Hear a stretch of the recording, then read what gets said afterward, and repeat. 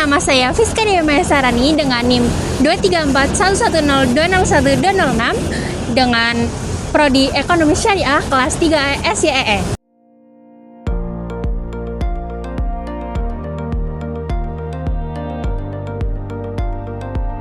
Video ini dibuat untuk menyelesaikan tugas ujian akhir semester mata kuliah Ekonomi Keuangan Syariah dengan dosen pengampu Bapak Nairul Edwin Kiki Aprianto ME.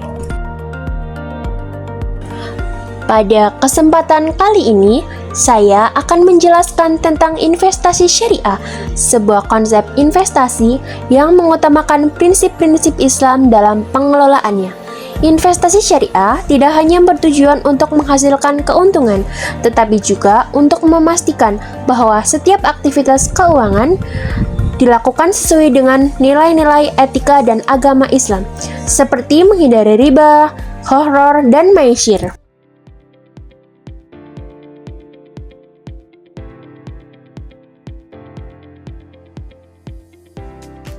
Oke, di sini saya akan membahas mengenai investasi syariah.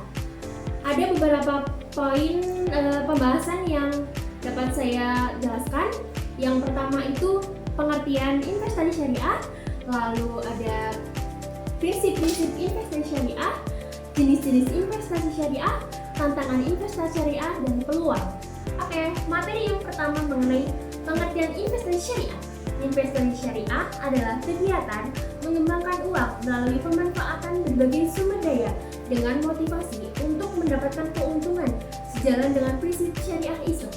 Selanjutnya adalah prinsip dasar investasi syariah. Investasi syariah sendiri memiliki 4 prinsip. Yang pertama yaitu tauhid. Kepercayaan kepada Allah sebagai satu-satunya Tuhan adalah landasan bagi setiap muslim dalam menjalani hidup. Lalu yang kedua ada al-adal wal ihsan. Nilai keadilan dan kebaikan merupakan prinsip penting dalam Islam. Setiap orang berhak mendapatkan perlakuan yang sama dan kesempatan yang setara. Lalu yang ketiga adalah ikhtiar. Allah memberikan kita kebebasan berusaha dan bekerja demi mencapai kehidupan yang lebih baik selama tetap berada dalam ajaran Islam. Lalu yang terakhir adalah fard. Sebagai manusia, kita memiliki tanggung jawab atas segala perbuatan di dunia dan akhirat. Selanjutnya ada jenis-jenis investasi syariah.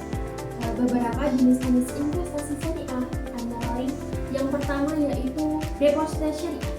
Deposito syariah merupakan simpanan berjangka yang dikelola sesuai prinsip Islam seperti mudharabah bagi hasil yang tanpa bunga. Selanjutnya yaitu logam mulia atau emas. Bentuk penanaman modal yang tidak hanya memberikan keuntungan jangka panjang, namun juga pada jangka pendek. Emas bisa dijadikan sumber dana darurat karena memiliki tingkat likuiditas tinggi atau mudah dicairkan.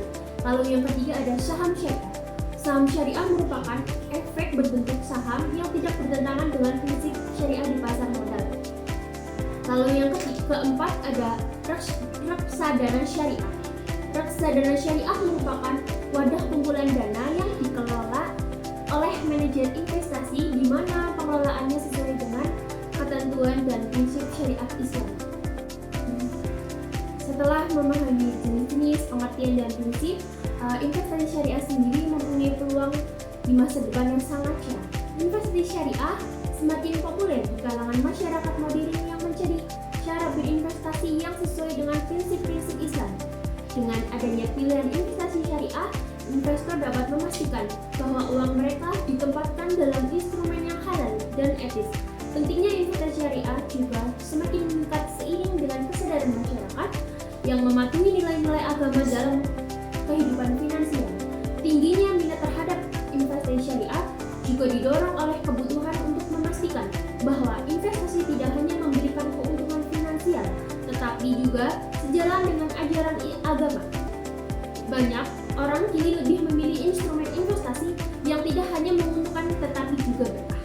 Oke, investasi syariah sendiri selain mempunyai peluang yang besar, juga mempunyai tantangan yang besar. Yang pertama itu adalah kurangnya pemahaman dan literasi keuangan syariah. Lalu ada tantangan regulasi dan standarisasi.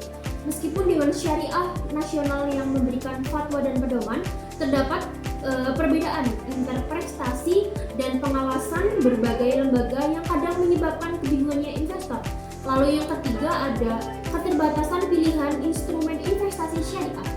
Beberapa instrumen investasi syariah seperti saham, sukuk, dan reksadana syariah jumlah dan variasinya masih terbatas. Banyak sektor industri yang belum dapat diakses melalui instrumen syariah karena tidak memenuhi kriteria tertentu. Lalu yang terakhir itu ada volatilitas dan risiko pasar. Pasar investasi syariah rentan terhadap fluktuasi dan keterbatasan pilihan saham membuat diversifikasi portofolio yang lebih sulit. Ya, setelah kita mempelajari mengenai pengertian, prinsip, peluang, dan tantangan, tapi di lain itu ada perkembangan pasar modal syariah yang meningkat. Perkembangan pasar modal syariah di Indonesia harus didukung dengan memanfaatkan berbagai sumber daya atau calon investor yang memadai. Berikut ini saya tampilkan data dari Custodian Central Effect Indonesia pada tahun 2022. Ya, berdasarkan data di samping bisa dilihat ya teman-teman, terdapat peningkatan yang signifikan pada jumlah investor pada tahun 2019 hingga tahun 2022. Peningkatan signifikan jumlah investor pada tahun tersebut sebesar 92,99%. Hal tersebut menunjukkan bahwa periode tersebut walaupun Indonesia berada pada masa pandemi COVID-19, namun tingkat kesadaran masyarakat untuk mulai berinvestasi juga turut meningkat. Jadi dapat kita simpulkan bahwa investasi syariah merupakan upaya untuk mengembangkan kekayaan dengan prinsip yang sesuai dengan ajaran Islam.